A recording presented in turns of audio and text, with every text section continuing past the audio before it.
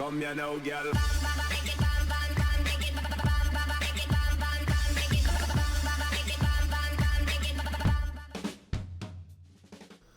Hello and welcome to What's Map, your one-stop shop for everything workshop. I'm BonBonB and you're very, very welcome. Well, today we've got a map from a creator we've done just the once in the past, back in episode 850. That's a map called Scar Point, and some would say it was a perfectly fine, maybe even perfectly lovely map. But it was butchered in its final scores because it had a whole bunch of things missing from the workshop. Got 2 stars for detail because a lot of the detailing things were missing from the workshop, and of course it was 1 star for gameplay potential because network extensions was missing from the workshop. Well, today's map is one of those maps with the lake in the middle of the map, which is sometimes questionable, but this one, not questionable. Yes indeedy. Yes, indeedy. You know what? It's a good one.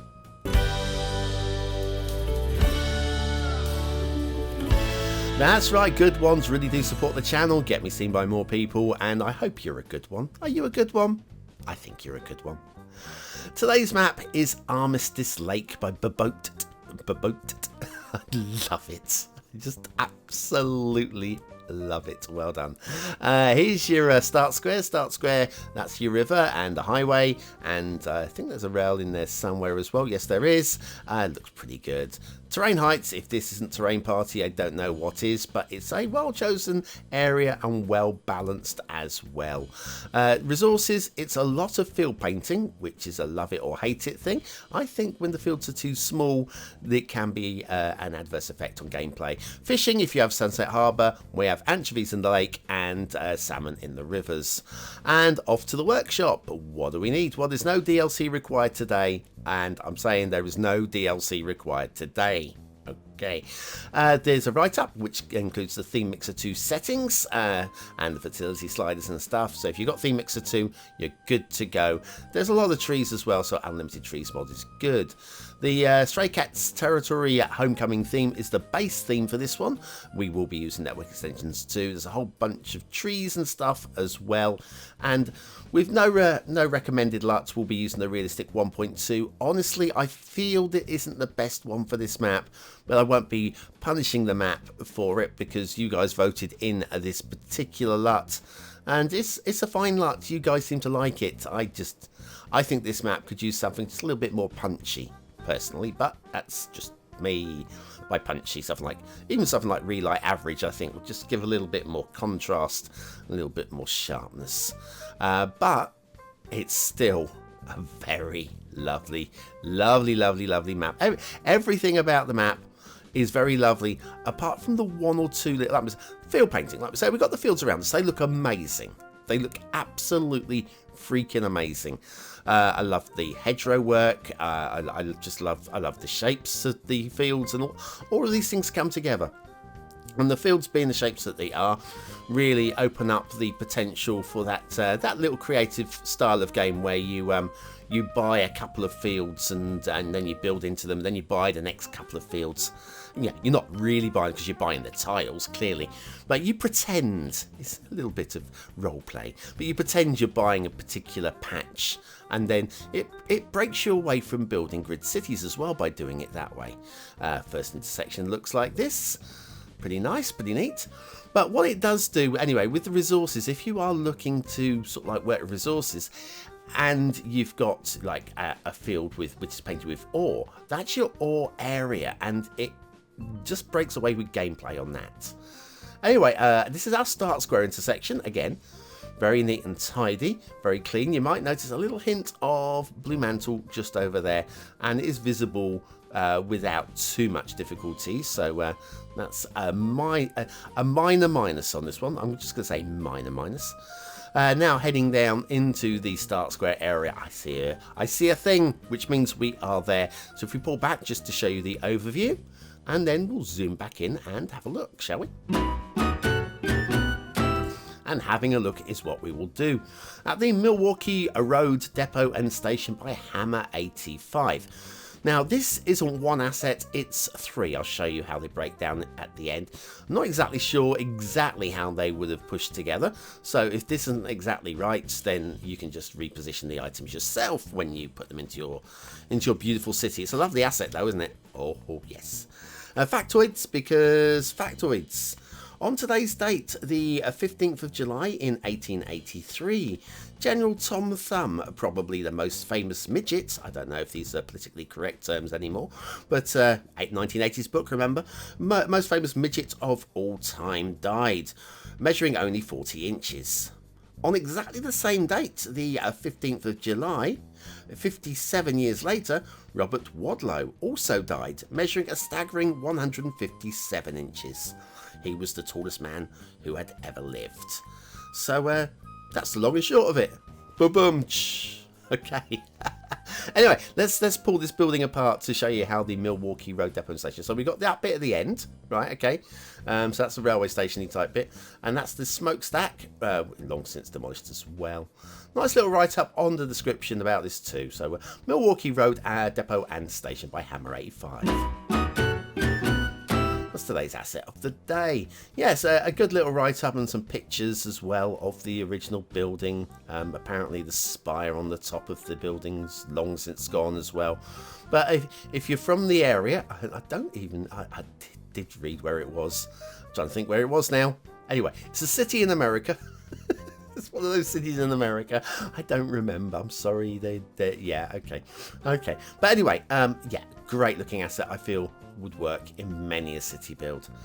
Anyway, back to Armistice Lake by bboatt, and you can see it just feels right, doesn't it, guys? Does this not feel right? It feels right. Okay, now we're going to cross across the old river system using this little intersection here. And you're about to see the most in-your-face detailing problem on the map. So bear yourself. I just don't want you to be too upset here. Okay? Because we have the world's worst blue mantle. This is just 2 right clicks, upgrade that road to elevated, and that will be gone pretty much. Hopefully, probably. Might need to do a little bit of tweaking as well, but in theory, just upgrading those roads to elevated rather than a ground level would get rid of the blue mantle there. Very simple little fixes. But yeah, as it stands, that hurts, that one, I'm afraid. That hurts a lot. If this was a 5-star map, that wouldn't be the one little minor error that would bring it down to 4 stars. That would be the one slap in the face that would say, yeah, you ain't getting 5 for that. You just know. Anyway, this road here, if you follow it up, it goes alongside the lake to the back end of the start square. So yeah, that's a separate access point. Does mean that road might get quite busy because this connects up with the edge of the map, and this edge of the map connections will just bring in a good chunk of traffic to the back end of your city. So in a way, I suppose it's going to split the traffic a little bit. I guess so. Anyway, yeah, we just follow the little stream up. Now up here though, you'll see a separate little flat area. Perfect for building something a little bit different up here. Might be your airport area, maybe. What do you think? Maybe.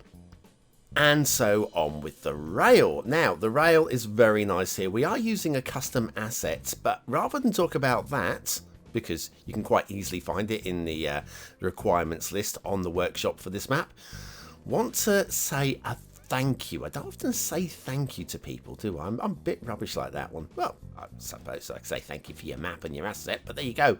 Yeah, thank you to, as I always call them, G-Decks, although it's, I guess, 13 decks, for telling me how the railway replacer mod works, or at least give me the hotkey. So in future, let me come down to ground level. We'll have a look at this along ground level. So in future, I have very few excuses with the railway replacer mod. I have made a permanent note on my worksheet So yes, next time the railway replace mod turns up, I'll be using the hotkey. Hopefully that will fix everything, and we will have a perfectly good working railway on whichever map that be. So yes, thank you very much for that one. I do read the comments. It's getting to the point I can't reply to all of them and click the little heart button to show that I've read them. But trust me, I do. Well, I more skim them. If you've written more than a paragraph, I probably skim the first paragraph and go, oh yeah, it's good. But yeah, it's sometimes it just gets a bit too much. Yeah. Anyway, the rail looks really good. I would say believable. I would say it's. Hang on, is that something on the line there? That's a shadow. It's a shadow on the line. Yeah, hey, I can't blame you for that one. I can't blame you for that one. It's certainly not going to stop the rail traffic. Yes, it's great. Some of the gradients might be a little bit beyond true realism, possibly, but I can't really put my thumb on any of them exactly. And I think true realists would be perfectly fine with this map. I'm certainly fine with the map. It's not really an issue, but there might be one or two people in the comments are going, oh, hang on a second, wasn't that a little bit of a 3%er rather than a 2%er? Well, yeah, maybe. I'm not measuring. Rail looks really good. We are going to, it does go off to the edge of the map this way. I think we'll take this little route here. It'll take us up to some sidings, and it'll take us up to the intermission. And I do feel I need an intermission right now. There you go. Very lovely work. I can't believe I'm plugging this, but my husband, this old gamer, has a YouTube channel where he builds cities or something. He thinks he's funny and different from other Cities Skylines channels, but what he needs to do is take out the trash. But in the meantime, check out this old gamer.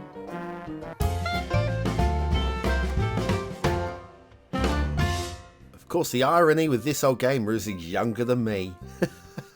He's just a whippersnapper. We have no shipping routes, you'll be glad to hear, on this particular map, because it doesn't make any sense with the width of the rivers. We do have a couple of air routes, one that goes across the entire valley, I guess it's a valley, and one that goes across the mountains, which you go, why? Why? Because it goes across this little flat area in the corner. I would definitely be building my airport there. Water flow. Now, the water spawns up here in this reservoir up in the mountains, very tidily done indeed. And then if we follow the river down the stream, it looks a little bit stop-starty in places, but it's not a huge issue up here in the mountains. It's more a detailing kind of thing. Then the water flows, it flows into this river as well. Now, we got the lake, and once again, for gameplay, I feel that this water spawn point here works quite nicely for gameplay. But for true realism, with the water backtracking into that river, I guess it could cause some possible problems. Possibly. Maybe. Anyway, the water then just converges here and goes off the edge of the map there. So yes, the whole map, all these, I'm loving the fields. I just love the field networks. And again, the hedgerows, more to it. A nod to the hedgerows, but they're done very nicely indeed. But those little patches of ore and oil, they're going to be very difficult to work in a realistic manner using actual proper game rules. Using proper game industries rules. So yes, that's just something to consider there. Over here, we've got a little flat plateau with a power station there, so we are producing a bit of power there, but this would be a great location for a wind farm. I think specifically here for a wind farm, actually. Let me just put the wind on. Very strong along the ridge, and then sort of tapers down a little bit, but I feel there's a wind farm potential there. I like the idea of that at the very least. Then, okay, so if we pull back and have a look across the map, if we head over this way and into the hills over here, this is where that reservoir is over there, just sat in there. I would say believable. I mean, it does look like the entire map has been scaled down, so it's not a one-to-one map of whatever was realistically here in the first. But and then these hills here, I've got to say, I like these. I mean, again, what you're going to build up here, I do not know. But I get the feeling that if you walk these hills, you would find Sasquatch. It just has that vibe to it. Very difficult for me to show in a YouTube video that this just feels like Sasquatch country. But that's a huge amount of just open wilderness, just wilderness there. And the lake in the middle. I'm not normally a big fan of maps with lakes in the middle. I don't mind the fake reservoir thing there, but that's all cool. I'm not normally a fan of a lake in the middle because it can cause technical problems. But I just love it on this one. So anyway, this reclaimed valley, I like the idea, but is it a good one? Well, is it a 1-star map? Is it a 5-star map? Is it somewhere in between? Your vote really does count. We use it at the end of the month for the Viewer's Choice Top 10. Will this be one of the top 10 maps of the month? Only you can decide. Hit the I button in the top right hand corner of your screen now, and then it'll take you to the voting page where you can log in using one of your regular logins. Okay, aesthetically. Now, I did say at the start, I feel that this map could use a slightly punchier LUT. But I'm not going to penalise it for that. I would like it to have a better LUT. I'm not going to show you one with a better LUT, but I would like it to have one. I still feel it's a 5-star map. 5 stars for aesthetics. Detail. Detail is very strong indeed on this one. But it's not going to get 5 stars. Why? Blue Mantle. At least 2 occurrences, and one of them was so in your face it knocked my teeth out. 4 stars for detail. And gameplay potential.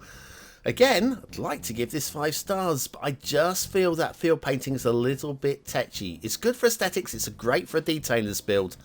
For a regular Let's Play, and the regular rules, not so much. So, it's 4 stars for gameplay, because it's still a great map to play. It's a great map to play, and I love it. Armistice Lake by bboatt. Very good. Very, very good. So good, it gets the BonBonB seal of approval. I do like giving the seal of approval, you know. I want to give the seal of approval to every map. I don't withhold it, you know. It's just one of those that sometimes you just get a map that goes, yep, you've got to play me. And that is one of those maps that says, yep, you've got to play me. Hardly a thing wrong with it. Also, hardly a thing wrong with you if you're still here. You're part of the 20 and out elite. Use the word of the day on the screen now. In the comments, try and be creative. Don't just use the word on its own because that's just boring. It's a hard word to use creatively though, so have a play. Thanks for watching. I'll see you tomorrow.